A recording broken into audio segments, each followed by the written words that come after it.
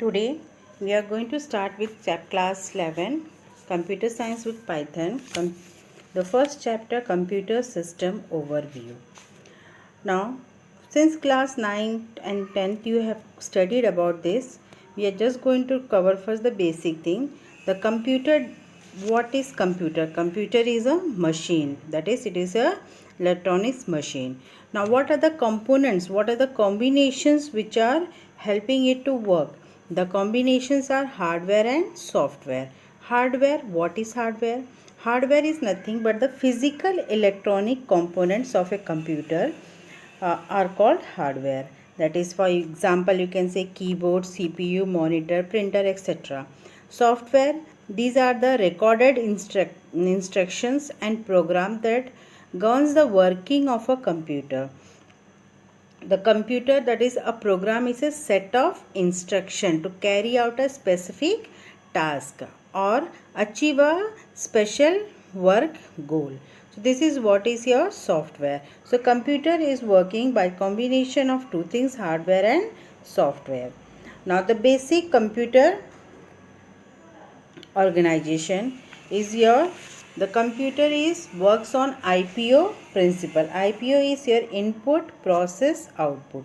The computer organization, that means you take the give the input, then processing is done, and then it is going to produce the output in different forms. So this is what is your computer basic computer organization is. Next we are going to study about computer components and basic computer organization. Now in this, first is your input unit. As I have told that first of all we have to give the input to the system.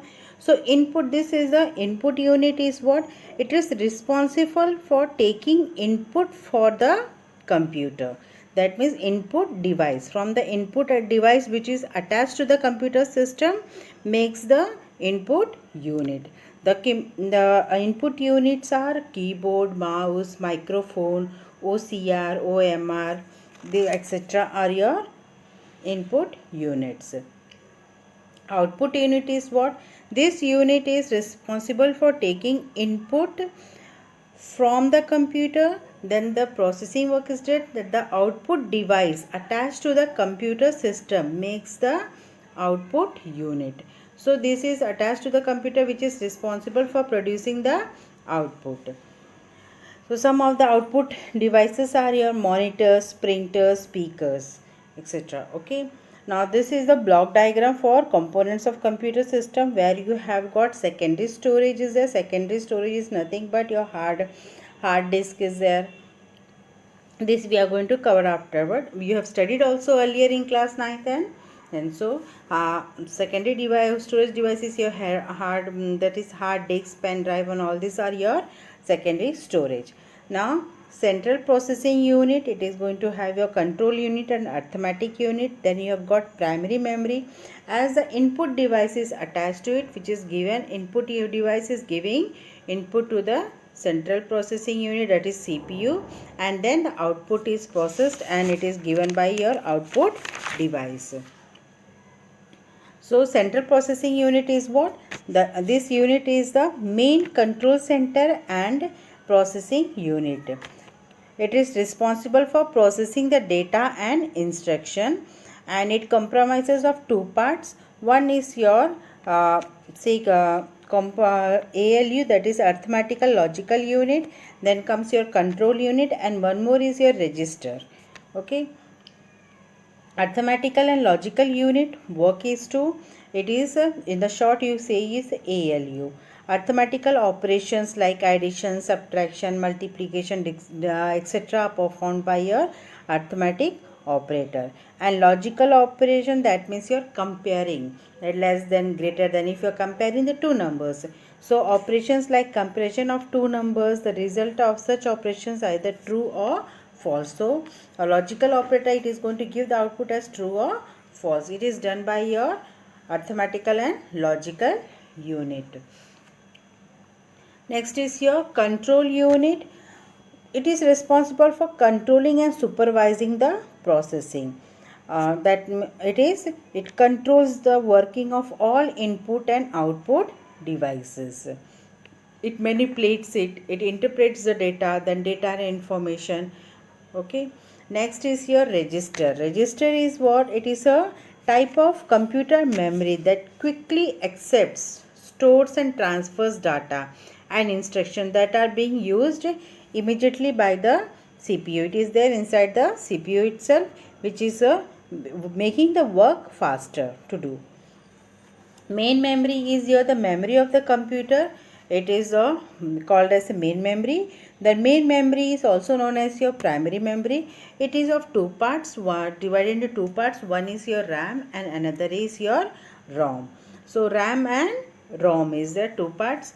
RAM is your random access memory and ROM is your read-only memory. Now we are going to see random access memory. Random access memory, it is a type of memory which that is accessed randomly. That is in any byte. That is any byte of memory can be accessed without touching the preceding byte. So it is a memory which is doing the RAM is responsible. It is of two types, that is static RAM and dynamic RAM. So this type of RAM is for smartphone, tablets, computers. This is found in your is random access memory, and it is a main memory. You call it as a primary memory also. It is two types, static RAM and dynamic RAM. Now difference is static is it is uses the transistors. Static RAM uses the transistors to store a single bit of data, whereas your dynamic RAM, it uses capacitors to store each bit of data. Now static RAM transistors means what? It is having a continuous flow of your current is there, so the data is accessed easily and it is fast also. Whereas capacitors, of what happens, it is storing it. That when it is going to get discharged, then the data will be lost also. So we are going to compare the two, static RAM and dynamic RAM. Doesn't need periodic refreshment to maintain the data because already it is going on, the current is flowing, whereas needs refreshment. Then structure is complex of static RAM. It is using flip-flops are used, which is working about 10 nanoseconds with access time, so it is fast, it is working fast. Next is your dynamic RAM is your simple, and static RAM is expensive, dynamic RAM is less expensive. Static RAM is faster compared to your dynamic RAM. So this is your RAM, and then comes your unit of memory. Unit of memory is bit, byte, kilobyte. So one bit is equal to when you go for the bit is nothing but it is a smallest unit of memory. It is the smallest unit of memory. Then next comes your byte, and then kilobyte, and kilobyte, gigabyte, terabyte is there. Next comes your petabyte, exabyte, zettabyte and yottabyte is there. So we are going to see it now.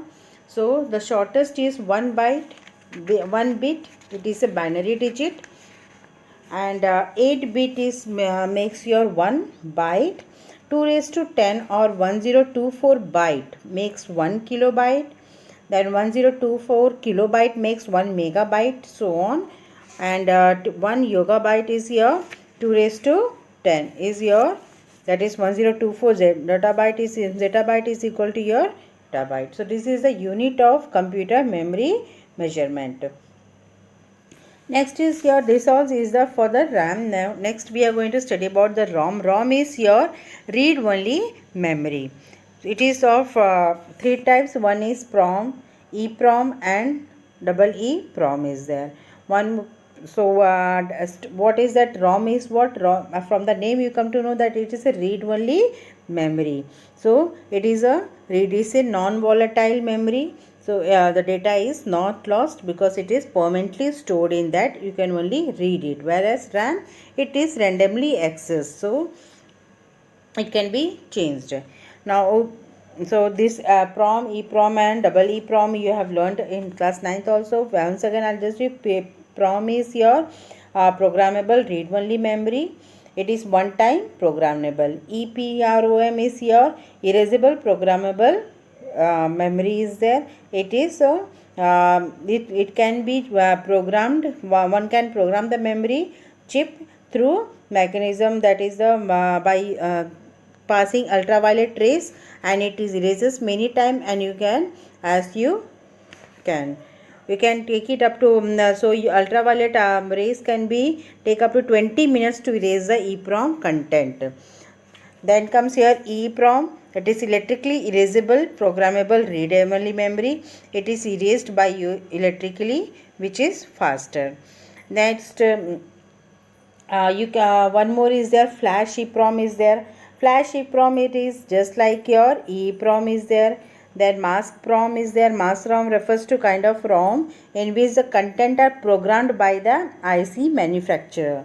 It is not a user programmable ROM. Storage unit. This unit comprises of devices that are used to store data permanently. The devices are hard disk, CD, DVD, Blu-ray disc, pen drive, memory card. All of you are knowing this. So is class 9th, you have studied in detail. So we will not discuss this. Next is your system bus. System bus is your, it is an electronic path composed of connecting the cable that connects the major component of the computer system. So it is a system bus. It is going to connect, the major components are connected through the system bus. System bus, you can see here now, it is a CPU, memory and input and output devices there. Control bus, address bus and data bus. Data bus is your, which is helping you to send the data. Address bus, where the data is stored, its address is being stored by, it is used by your address bus. And control bus for the controlling purpose. So this is your system bus. Data bus, just explain detail. Data bus is the data carrying part of the system bus. It is a path of wire that connects CPU, memory, IO devices. The data to be written or read carried through this bus. Whereas address bus is what? It is bus is carries the address. It carries the address. It connects CPU and memory. When the data is needed, the process places the address of the data on the address bus, and this address is carried to the memory and data is fetched from there. Control bus, the controlling signal from the device like input and output and other devices are managed through this bus. IO bus is a special type of bus that establishes the connection between the input and output device and the processor. So the output, this is your IO bus is there. Now mobile system organization, this is a block diagram for your mobile organization system.